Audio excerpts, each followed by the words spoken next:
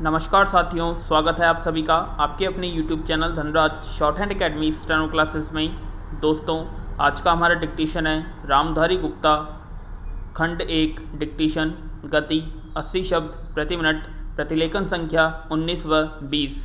गति dictation start होगी 5 second बाद। Get ready for this dictation. Start.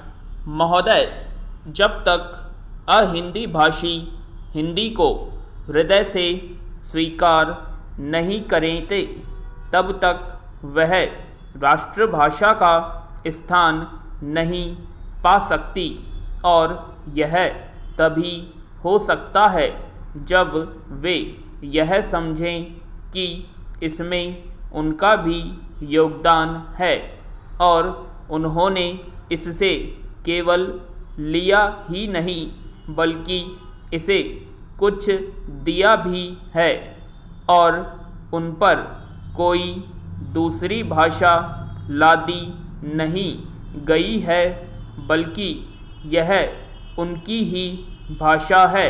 विराम। मेरे कहने का अर्थ यह नहीं कि आप उनकी ही व्याकरण अपना लें। इसका अर्थ यही है कि आप उदारतापूर्वक जितना ले सकते हैं ले लें। विराम। भाषा इसी प्रकार बन सकती है। यह भी आवश्यक नहीं है कि उनको स्वीकार करने पर आप वही लिखना आरंभ कर दें। विराम। परंतु जो वे लिखें उसको आप गलत न समझें। विराम। आज किसी भी भाषा का रूप वही नहीं है जो उसके प्रारंभिक काल में था। विराम। उसमें परिवर्तन होता रहता है। विराम। हिंदी के इतिहास में भी आपको यही बात मिलेगी। मैं हिंदी का कोई विद्वान नहीं हूँ, पर मैं अपने अनुभव से कह सकता हूँ कि उसमें भी पिछले 500-600 वर्षों में बहुत अंतर पड़ा है तथा पहले की और आज की हिंदी में काफ़ी अंतर है। विराम। इसलिए नवयुग में जब वह देश की भाषा बनने जा रही है तो उसमें थोड़ा अंतर करना भी पड़े तो वह स्वीकार कर लेना चाहिए, जिससे उसका अन्य प्रदेशों के लोगों के साथ मेल बैठ जाए। कई अहिंदी भाषी लोगों ने भी हिंदी की काफ़ी सेवा की है। आपके राज्यपाल महोदय अहिंदी भाषी हैं और इन्होंने अपनी भाषा की बड़ी सेवा की है।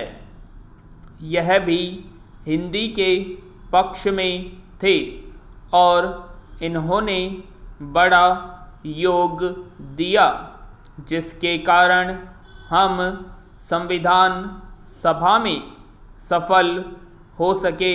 विराम। इनका भी यही विचार है जो मेरा है।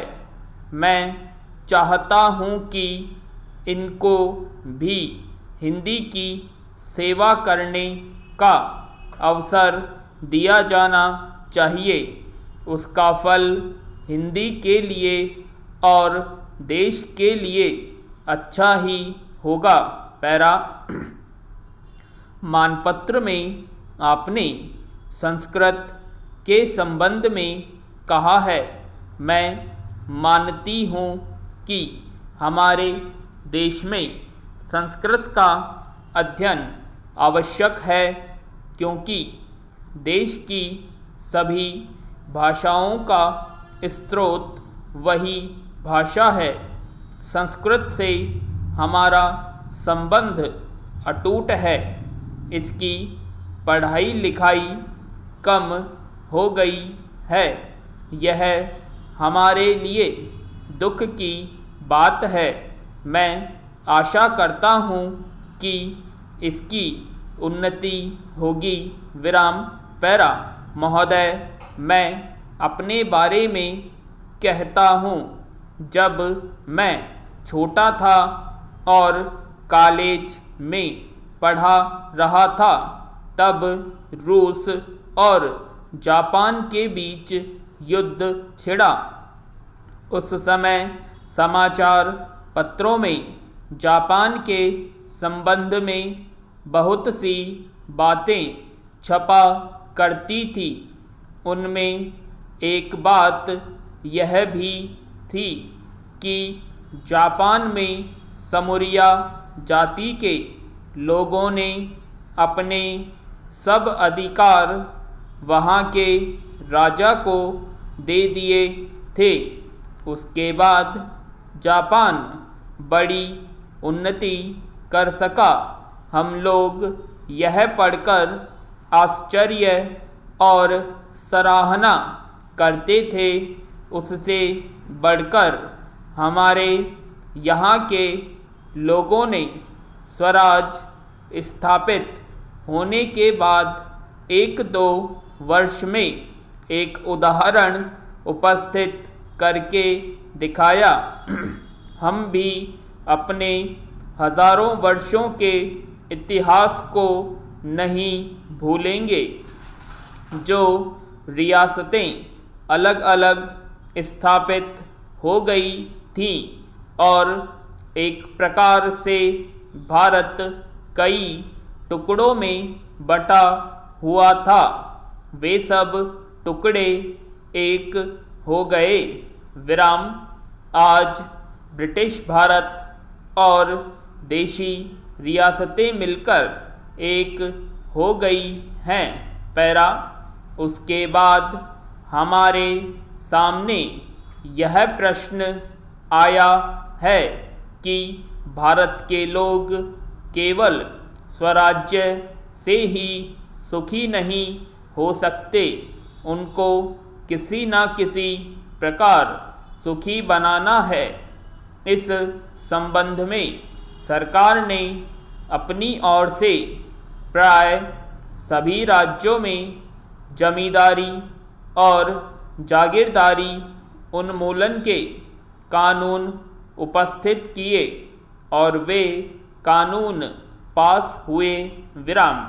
प्रसन्नता की बात तो यह है कि बहुत से स्थानों में कानून उन लोगों की स्वीकृति से तथा उन लोगों की सलाह से पास किए जिनकी जमींदारी और जागीरदारी समाप्त हो जानी थी।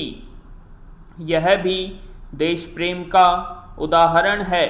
उन लोगों ने अपनी संपत्ति का त्याग इसलिए किया कि उससे सारे देश को लाभ पहुँचे।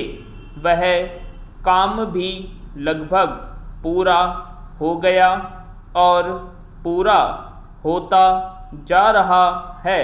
विराम। हमारे सामने मार्ग प्रशस्त है और अब हमें इस पर चलने की शक्ति चाहिए। पैरा।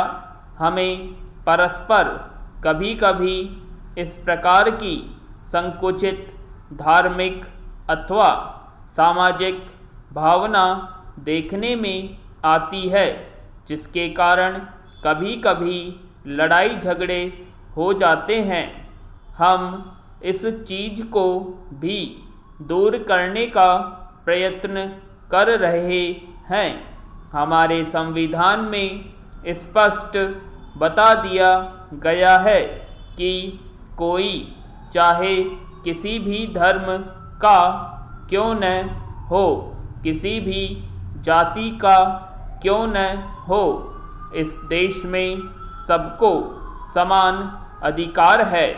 गरीब से गरीब आदमी को भी वही एक वोट देने का अधिकार है जो कि राजा साहब को है या मुझे। धर्म के नाम पर किसी प्रकार का भेदभाव नहीं किया जाता है। विराम। तो कैसी लगी आप सभी को डिक्टेशन, कमेंट बॉक्स में कमेंट करें, और यदि आपने हमारे चैनल को सब्सक्राइब नहीं किया सब्सक्राइब करें, वीडियो को लाइक और शेयर करना ना भूलें। धन्यवाद।